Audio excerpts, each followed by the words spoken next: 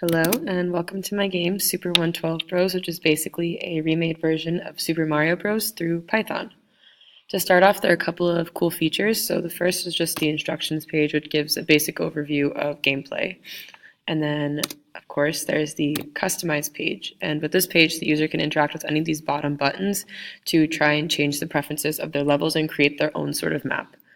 The user can click on any preferences and then hit return, and the level will correspondingly change colors to match that. Then the user has the ability to shoot enemies.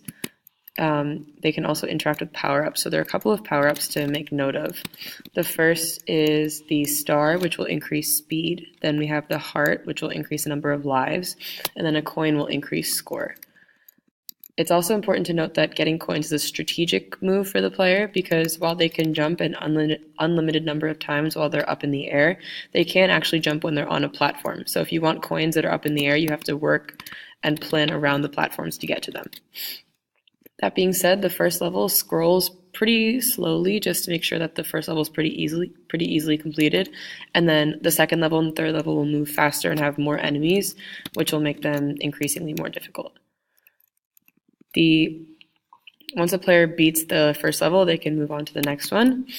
And it's also important to note that if the player moves too far off screen, since they can't move left, it scrolls for them naturally, that they'll start losing points. Additionally, the enemies you see below, the Koopa Troopas, which are yellow in color, they're AI enemies, so they will follow the player wherever it moves until they're eliminated. They can also be shot at, but if they come from the left, as this one is coming now, it is likely that the player will start losing points. And you can see up above that I moved too far off screen, and that's why I started losing points.